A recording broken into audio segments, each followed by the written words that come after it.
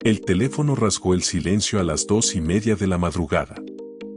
Después de 42 años de matrimonio con Elena, he aprendido a fuego que nada bueno sale de una llamada a esas horas de la noche. Elena se removió a mi lado, inquieta, mientras yo buscaba a tientas mis gafas de lectura en la mesilla y entornaba los ojos ante el resplandor agresivo de la pantalla. El nombre de Lucía brillaba en la oscuridad como una advertencia. Abuelo. Su voz llegó quebrada, pequeñita, con cada sílaba asfixiada por un sollozo. Abuelo, te necesito. El corazón se me hundió hasta el estómago. Lucía solo tiene 9 años. A esa hora debería haber estado en el quinto sueño en su cama, a 20 kilómetros de nuestra casa, y no llamándome con el alma rota en plena noche. Me incorporé de golpe, despejado por la adrenalina.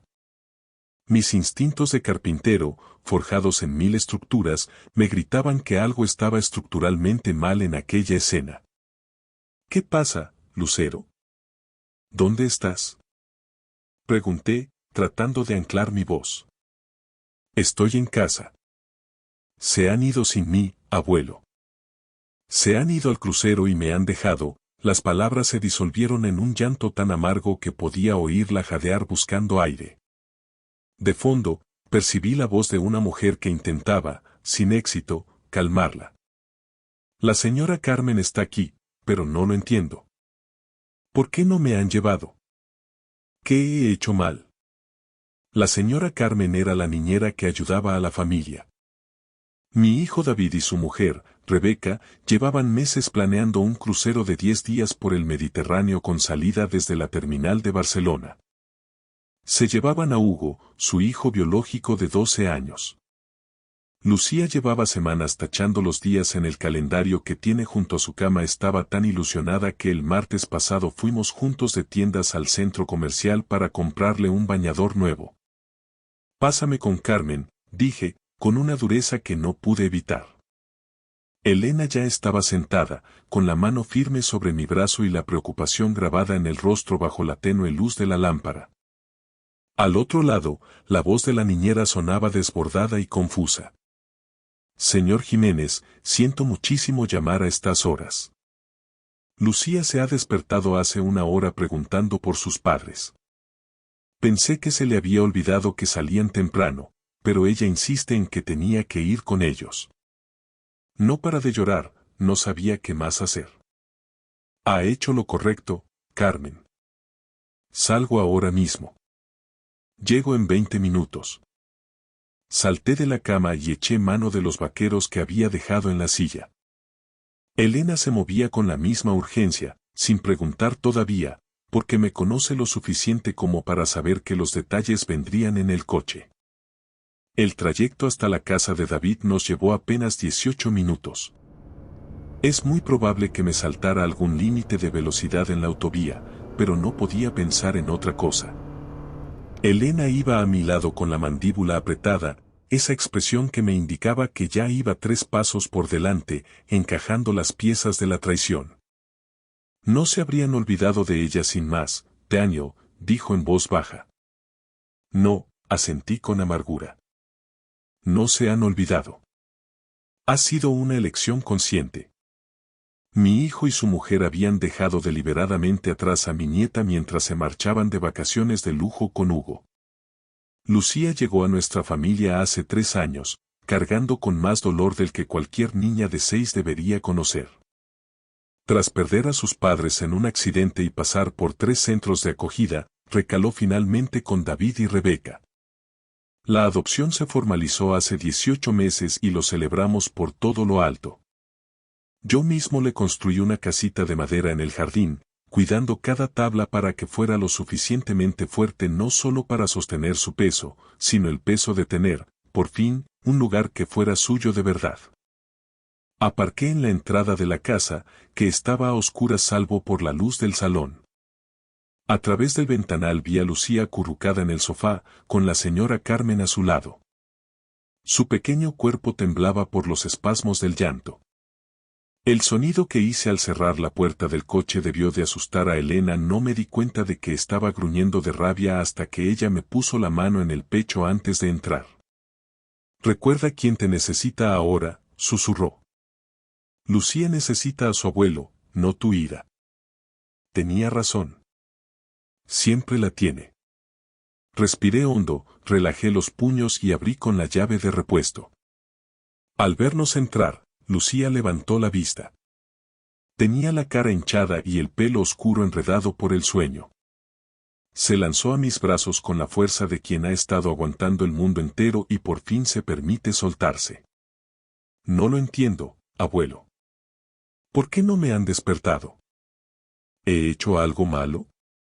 He intentado portarme bien, de verdad».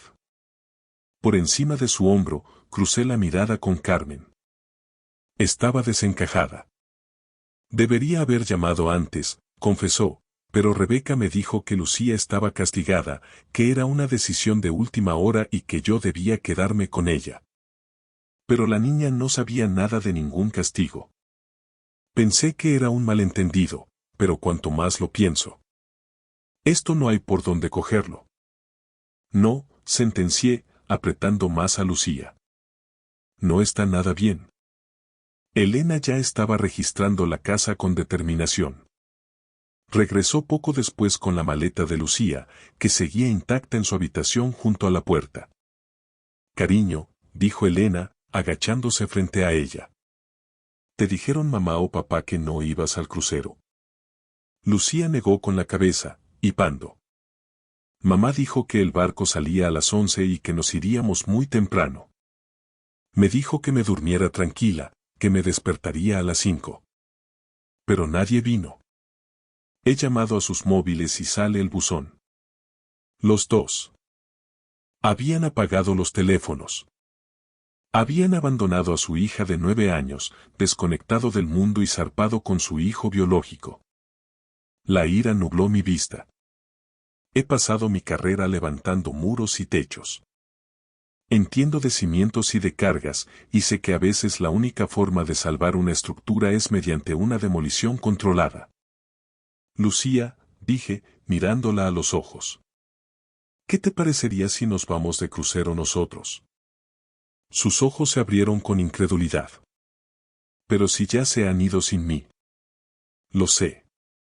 Pero ese barco no sale del puerto de Barcelona hasta las 11 de la mañana. Son las 3. Tenemos 8 horas. Si salimos ya, nos encontramos con ellos allí mismo. ¿Qué me dices? ¿Podemos hacer eso?» La esperanza parpadeó en sus ojos, frágil como una llama al viento. «Cariño, puedo mover cielo y tierra para que tú estés bien». Elena ya estaba tecleando en el móvil, buscando reservas de última hora. Carmen empezó a repasar la maleta de la niña. Llamé a mi banco para ampliar el límite de la tarjeta y luego a la naviera. Sí, había camarotes. Sí, pagando el suplemento de urgencia podíamos embarcar. A las 4:30 estábamos de nuevo en la carretera. Lucía se quedó dormida en el asiento de atrás, abrazada a su elefante de peluche. Elena conducía mientras yo empezaba la ofensiva legal. Llamé a mi abogado. No le hizo gracia la hora, pero se despejó en cuanto oyó abandono de menor. «Documentadlo todo, Daniel. Esto es grave. Podríamos pedir la custodia legal si esto llega a mayores». Luego llamé a mi hija Cristina en Madrid. Su reacción fue un volcán. Mañana mismo bajó para Barcelona. A esa niña no la vuelve a dejar nadie sola. A medida que el sol empezaba a asomar por la costa mediterránea, sentí el peso de la responsabilidad en mis hombros, el mismo que sentía al nivelar un cimiento. Hoy tocaba proteger lo que otros habían intentado derribar. A medida que el sol despuntaba sobre la costa mediterránea, bañando de un naranja intenso el horizonte, sentía que el viejo y familiar peso de la responsabilidad asentándose sobre mis hombros. Era el mismo peso que cargué al criar a mis propios hijos bajo el sol de agosto. El mismo que sentía al levantar casas para familias jóvenes, asegurándome de que cada muro estuviera a plomo y cada cimiento fuera capaz de aguantar el paso de los años. Aquello no era un simple viaje, era una misión de protección. Se trataba de asegurar que una niña, rota por el abandono, supiera de una vez por todas que ella importaba más que cualquier plan de vacaciones. Llegamos al puerto de Barcelona a las 9:45. El entorno de las terminales era el caos habitual de los sábados. Familias corriendo con maletas a rebosar, taxis haciendo maniobras imposibles y niños saltando de emoción. Lucía estaba inusualmente callada, apretando mi mano con tanta fuerza que llegaba a doler. Se había puesto el vestido amarillo con flores blancas que compramos juntos para el viaje. Se había cepillado el pelo con un esmero conmovedor y se había hecho 2 trenzas perfectas. Se estaba esforzando tanto por ser la niña buena, por ser digna de ser incluida, que sentí una punzada de dolor en el pecho. La terminal era un hervidero de gente. Hicimos el registro, pasamos los controles de seguridad y seguimos el flujo de pasajeros hacia la pasarela de acceso. Lucía miraba a su alrededor con una desconfianza que me desgarraba, como si esperara que un guardia la detuviera para decirle que ella no tenía sitio en aquel lujo. Abuelo, susurró mientras subíamos por la rampa acristalada. ¿Y si se enfadan conmigo por venir? Me detuve en seco y me arrodillé para estar a la altura de sus ojos, sin importarme la riada de turistas que nos esquivaba con prisas. Lu, mírame bien. Tú no has hecho nada malo. ¿Me oyes? Absolutamente nada. Pase lo que pase en este barco, recuerda que te queremos, que te deseamos aquí y que tienes todo el derecho del mundo a disfrutar de este viaje. Ella asintió, pero la sombra de la duda seguía ahí. 3 años de estabilidad con nosotros no podían borrar de un plumazo 6 años de sentirse un estorbo, de ir de centro en centro. Ese tipo de daño estructural tarda una vida en sanar, y cada desplante de David y Rebeca era una grieta nueva en su confianza. El barco era una mole impresionante, una ciudad flotante de acero blanco y cristal. Encontramos nuestro camarote en la cubierta 8, dejamos los bultos y consulté la aplicación del crucero. Había un simulacro de emergencia obligatorio a las 10:30 y justo después, la fiesta de salida en la cubierta superior a las 11.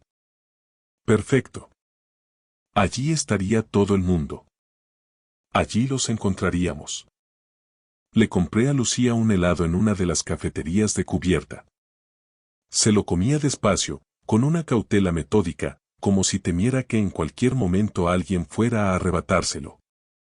Elena no le soltaba la mano, señalándole las piscinas y los toboganes para intentar distraerla, pero los ojos de Lucía eran radares, escaneaba cada grupo de gente buscando los rostros de su familia. Los localizamos en plena fiesta de Sarpe. La cubierta estaba a reventar, la música tronaba y la gente brindaba mientras el barco se alejaba lentamente del muelle. Y allí, apoyados en la barandilla, vi a mi hijo y a su mujer.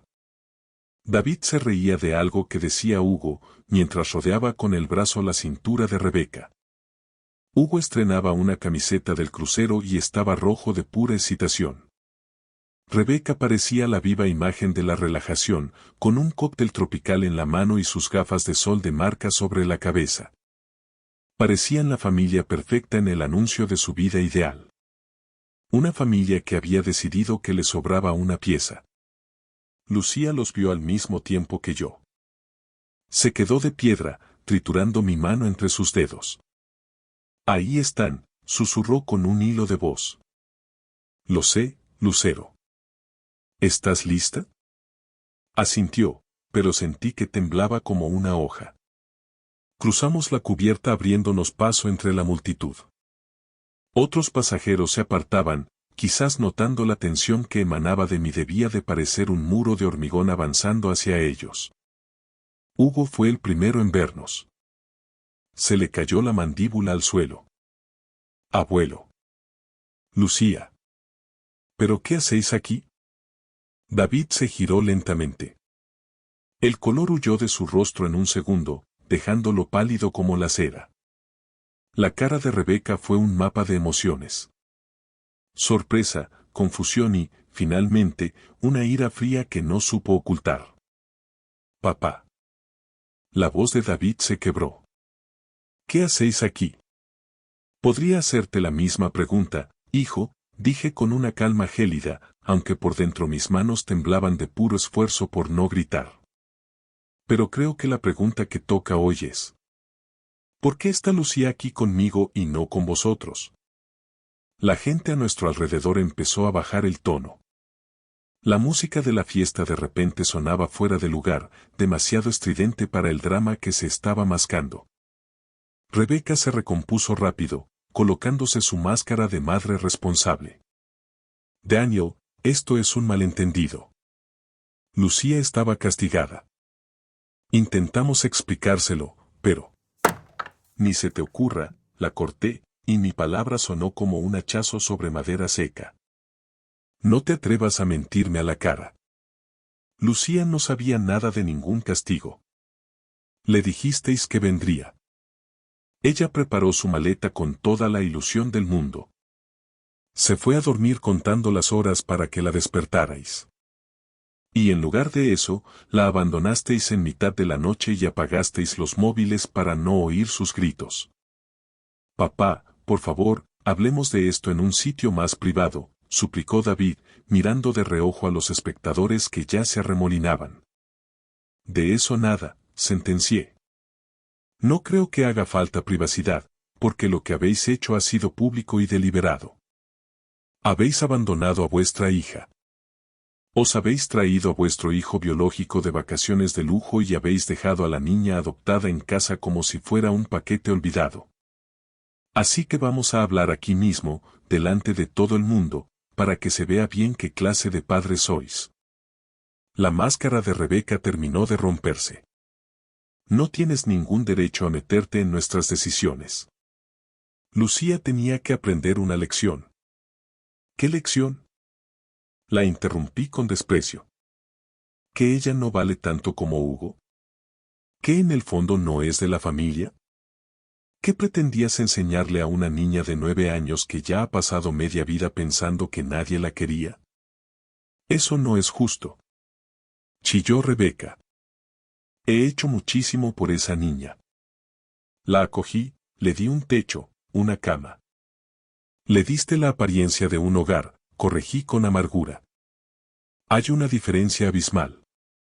Y en cuanto te ha resultado incómodo llevarla, le has recordado brutalmente cuál es su sitio en tu jerarquía. Hugo miraba a su madre con una mezcla de miedo y decepción que me partió el alma. David parecía que iba a desmayarse en cualquier momento. Sus ojos saltaban de Lucía a mí, buscando una salida que no existía. Lucía se escondía tras las faldas de Elena, pequeña y rota. David, le dije a mi hijo, clavándole la mirada. Mira a tu hija. Mírala a la cara ahora mismo y dime a los ojos que has hecho lo correcto. Él la miró. Por primera vez en mucho tiempo, vio de verdad a Lucía. Vio su vestido de flores, su helado medio derretido y cómo se mordía el labio para no derrumbarse delante de extraños. Vio a una niña de 9 años que acababa de ser traicionada por su héroe. Algo crujió en la expresión de mi hijo. Se rompió por completo. Dios mío. Susurró. Lucía, yo. Perdón. No, intervino Rebeca con dureza. Ni se te ocurra pedir perdón. Lo hablamos. Estuvimos de acuerdo. Tú estuviste de acuerdo, estalló David, y su voz por fin cobró la fuerza de un hombre. Tú decidiste que Lucía debía quedarse por algo que ni siquiera era su culpa. Y yo te seguí la corriente porque soy un cobarde y quería evitar una bronca en casa. Quería paz. He sacrificado el corazón de mi hija por tener un viaje tranquilo, y eso me convierte exactamente en el tipo de hombre que mi padre me enseñó a no ser. David. Gritó Rebeca, fuera de sí. Me estás dejando en evidencia delante de toda esta gente.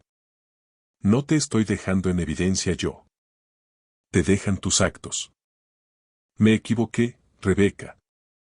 Debí haber plantado cara. Debí haber puesto a Lucía por delante de todo. Y no lo hice. Y me voy a arrepentir toda la vida. Intentó acercarse a la niña, pero Lucía dio un paso atrás, pegándose al costado de su abuela. La mirada de dolor de David al ver que su propia hija le tenía miedo fue devastadora. Y, sinceramente, se la merecía. Tenía que ver el precio real de su paz doméstica. Creo, dije midiendo cada palabra, con esa calma que precede a las tormentas, que todos necesitamos tener una conversación muy larga sobre lo que va a pasar cuando este crucero atraque de nuevo. Pero ahora mismo, lo único que importa es que Lucía ha esperado mucho tiempo por estas vacaciones y no se las vais a amargar más. Hice una pausa, clavando la vista en mi hijo. Así que esto es lo que va a pasar. Lucía va a disfrutar de cada actividad que le venga en gana. Va a nadar, a hincharse a helados, a jugar con otros niños, a ver cada espectáculo y a bajar en cada puerto. Y vosotros dos vais a dedicar este tiempo a pensar muy seriamente si sois capaces de ser los padres que ella merece o si solo estáis jugando a las casitas. Papá, por favor. No me hables así delante de la gente, balbuceó David, avergonzado. He pagado mi propio camarote de mi bolsillo, le corté en seco. Lucía se queda con Elena y conmigo. Punto. ¿Quieres verla? ¿Pides permiso? ¿Quieres pedirle perdón? Lo harás cuando ella esté lista y se sienta segura, no cuando a ti te venga bien para aliviar tu conciencia. Me giré hacia mi nuera. Rebeca estaba fuera de sí, tenía la cara encendida, llena de manchas rojas de pura rabia contenida. ¿Y tú, Rebeca, vas a dejarla en paz? Completamente en paz. Porque si vuelvo a ver que haces que esa niña se sienta rechazada o inferior una sola vez más, te juro por lo que más quiero que me encargaré personalmente de que cada pasajero de este barco y cada conocido en nuestra ciudad sepa, con pelos y señales, la clase de mujer que eres. No puedes amenazarme de esa manera, siseó ella, intentando recuperar el control. No es una amenaza, es una promesa de alguien que sabe lo que cuesta levantar una estructura. He pasado 42 años construyendo casas y enseñándole a mi hijo la diferencia entre un cimiento sólido y una fachada que solo parece estable hasta que le pones un poco de peso encima. Pensé que lo había entendido, pero se ve que algunas lecciones tardan una vida en calar. Tomé la mano de Lucía y me di la vuelta. Elena nos seguía, rodeando protectoramente los hombros de la niña, como una loba cuidando a su cachorro. Hugo hizo intención de seguirnos, pero Rebeca le agarró del brazo con fuerza. Hugo, no. Tú te quedas aquí con nosotros. El chico se quedó paralizado un segundo, mirando con desesperación el abismo que se acababa de abrir entre sus padres y nosotros. Entonces, con un gesto de determinación que me recordó a mi propia juventud, se soltó del agarre de su madre de un tirón y corrió hacia nosotros. Lucía, espera. Ella se giró y él la estrechó en un abrazo casi desesperado. No lo sabía, Lu. Te juro por Dios que no sabía que te dejaban en tierra. Mamá me dijo que te encontrarías con nosotros aquí directamente. Te he estado esperando en el desayuno toda la mañana. Tenía muchísimas ganas de enseñarte el club de niños. Lo siento mucho, de verdad. Lucía le devolvió el abrazo con fuerza. Ver cómo perdonaba a su hermano al instante, sin una pizca de rencor, hizo que algo se me quebrara por dentro. Eso era el amor incondicional. Eso era lo que esta niña merecía y lo que los adultos que juraron protegerla le habían negado por pura comodidad. No pasa nada, Hugo, susurró ella. Tú no has hecho nada malo. Venga, dije, tratando de tragarme el nudo de la garganta. Vamos a explorar este gigante de metal. El resto de aquel primer día fue una extraña mezcla de euforia y tensión. Hicimos exactamente lo que prometí. Llevamos a Lucía a los toboganes de agua, a la sala de juegos y a la heladería más grande del barco. Vimos cómo empezaba a soltarse poco a poco, a reírse a carcajadas, a comportarse como la niña de 9 años que era y no como la pequeña traumatizada que el miedo quería recuperar. Hugo se quedó con nosotros casi todo el tiempo y no le puse impedimentos. Él no era el problema, él era otra víctima de la ceguera de sus padres. David intentó acercarse en 3 ocasiones. Cada vez que lo veía venir, yo simplemente levantaba la mano. Todavía no, David. No es el momento, le decía. Él asentía con la mirada gacha y retrocedía como un perro apaleado. Rebeca, por su parte, se mantuvo a una distancia prudencial, echando chispas por los ojos cada vez que nos cruzábamos en cubierta. Era exactamente lo que yo quería. Esa noche, después de que Lucía se quedara frita en nuestro camarote, agotada de procesar tantas emociones entre porciones de pizza y toboganes, Elena y yo nos salimos al balcón privado. El barco cortaba las olas en silencio y la luna se reflejaba sobre el Mediterráneo como un camino de plata. «Sabes que esto no acaba aquí», dijo Elena en voz baja, rompiendo el silencio. «Esto es solo el primer golpe de masa». «Lo sé». Rebeca no va a perdonar que la hayamos dejado en evidencia. Va a poner a David entre la espada y la pared. Va a obligarle a elegir. Y Lucía va a necesitar que seamos su roca. Este desplante se le va a quedar grabado a fuego, Daniel. Me quedé callado un buen rato, escuchando el murmullo del motor y el viento. Pensaba en la cara de Lucía al despertarse sola en una casa vacía. Pensaba en cómo intentaba buscar frenéticamente en su cabecita qué pecado había cometido para ser abandonada. Pensaba en la casita del árbol que le construí, asegurando cada tornillo para que nunca se sintiera insegura allí arriba. ¿Sabes de qué me he dado cuenta hoy, Elena? Dije finalmente. He pasado 40 años levantando muros. Y lo primero que aprendes en este oficio es que no puedes construir nada que dure sobre un mal cimiento. Si la base está agrietada, si el hormigón es de mala calidad o si el terreno no es firme, no importa lo bonita que pintes la fachada. Tarde o temprano, la casa se te cae encima. Apreté el pasamanos del balcón con fuerza. Rebeca ha intentado levantar una familia sobre un cimiento podrido. Le hizo creer a Lucía que era parte del grupo, pero con condiciones. Solo cuando no molestaba, solo cuando encajaba en su foto de Instagram, solo cuando no le quitaba tiempo con su hijo biológico. Eso no es una familia, Elena. Eso es una trampa de arena movediza. ¿Y qué piensas hacer ahora?, preguntó ella, apretándome la mano. Lo que he hecho siempre cuando una estructura amenaza con venirse abajo, respondí con firmeza. Identificar los fallos, decidir qué vigas se pueden salvar y cuáles hay que demoler sin piedad, y luego reconstruir algo que sea lo suficientemente fuerte para que nadie tenga miedo de que el techo se le caiga encima mientras duerme. Elena me miró con tristeza. ¿Sabes que eso podría significar perder a nuestro hijo? Si David elige a Rebeca, si decide que su comodidad matrimonial vale más que la dignidad de su hija, entonces ya habrá tomado su decisión y tendrá que vivir con ella, dije sin que me temblara la voz. Pero yo ya he tomado la mía. Esa niña que duerme ahí dentro abrazada a su elefante necesita que alguien la elija de verdad, sin dudas y sin peros. Y si sus padres no son capaces de hacerlo, por Dios que lo haré yo.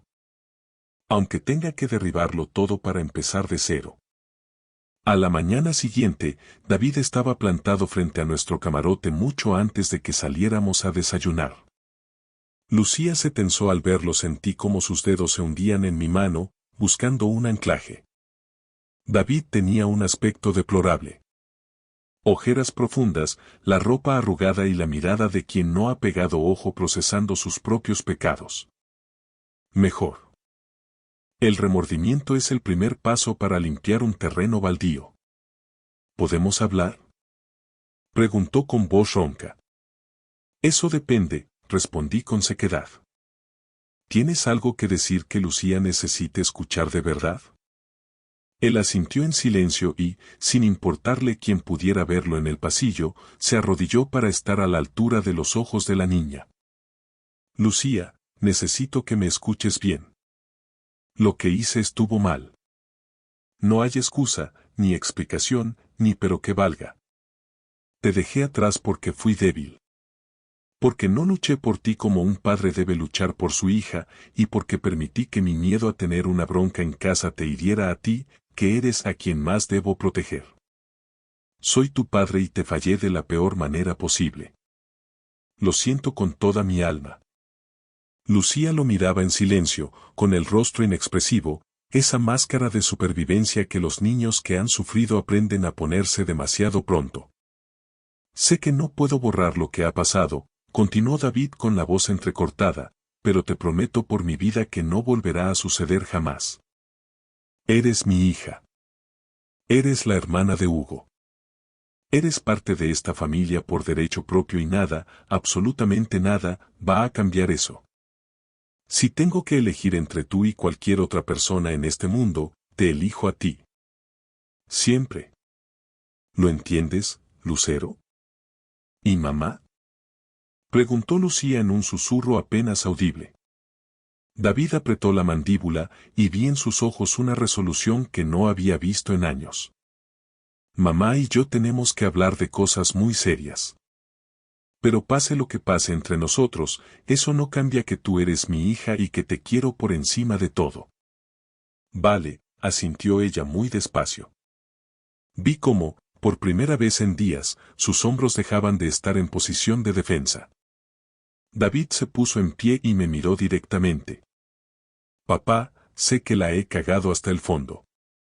Sé que un perdón no arregla el agujero que he hecho, pero te pido que me dejes intentar repararlo.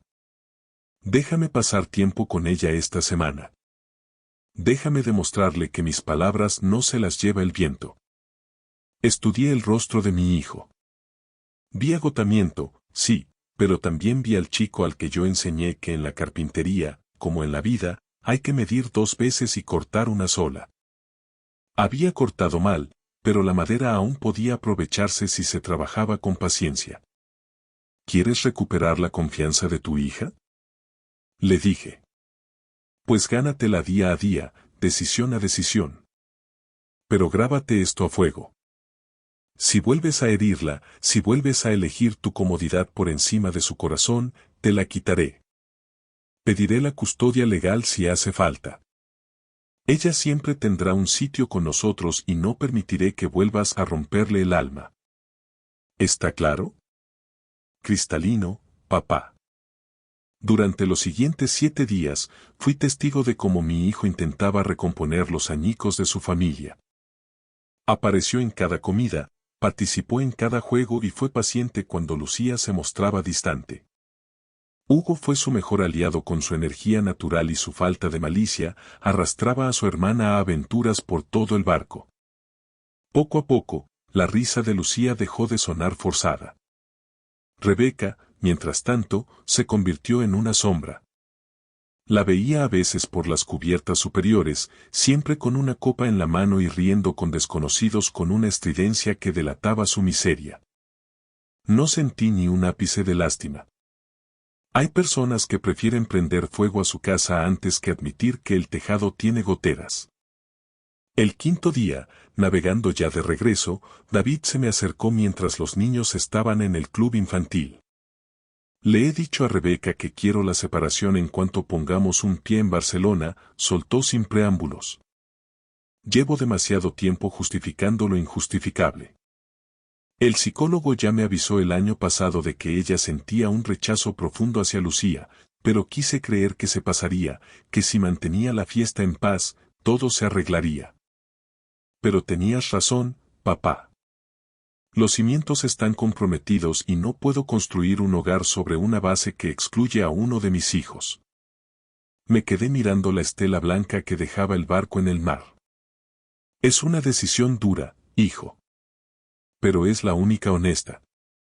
Estoy orgulloso de que por fin hayas cogido el martillo para derribar lo que no sirve. Debería haberlo hecho hace 3 años, añadió él con amargura. Pero quería la foto de la familia perfecta. Estaba dispuesto a ignorar las grietas con tal de no ver el derrumbe. Lo que importa no es el tiempo que has perdido, sino lo que construyas a partir de ahora. En la última noche, hubo una fiesta de despedida con actuaciones. Lucía se había apuntado para cantar, algo que había ensayado a escondidas con Elena. Cuando salió al escenario con su vestido amarillo, agarrando el micrófono con sus manos pequeñitas, se me hizo un nudo en la garganta. Cantó una canción sencilla, pero cuando llegó al estribillo, miró directamente a David con los ojos brillantes. El salón estalló en aplausos. Pero yo no miraba al público. Miraba a mi hijo, que lloraba sin consuelo mientras aplaudía hasta que le dolieron las manos. Y miraba a Rebeca, 3 filas más atrás, con el rostro rígido como el mármol, negándose a mover un dedo. En ese momento supe que algunas estructuras son simplemente imposibles de salvar. Desembarcamos en Barcelona un sábado por la mañana.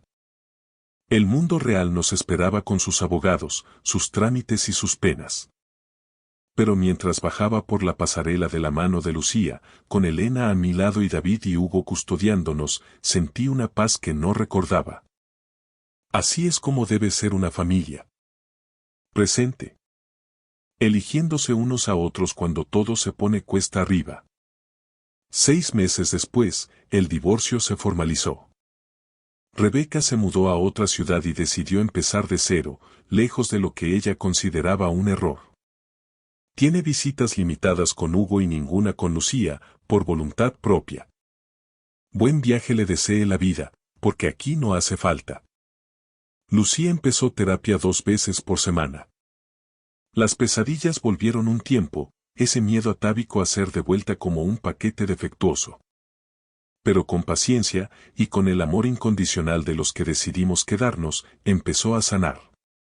David se mudó a un piso más pequeño, solo él y los críos. Le ayudé a reformarlo, enseñando a Hugo los principios básicos de la carpintería. Los 3 han levantado una vida nueva, no es perfecta, pero es real. Y sobre todo, tiene cimientos de roca viva. Elena y yo los vemos casi a diario. Lucía viene a casa cada viernes, en lo que ella llama los viernes de los abuelos. A veces vemos películas hasta las 1000 otras, simplemente quiere hablar de las cosas difíciles que salen en terapia. Escuchamos. Estamos. Le recordamos que es elegida, que es deseada y que es nuestra. He construido casas durante 42 años y pensaba que sabía de qué iba esto de levantar estructuras. Pero resulta que lo más importante que he ayudado a construir en mi vida no fue de ladrillo y cemento. Fue una familia dispuesta a derribar sus propios muros para salvar a una niña. A veces, proteger significa demoler primero.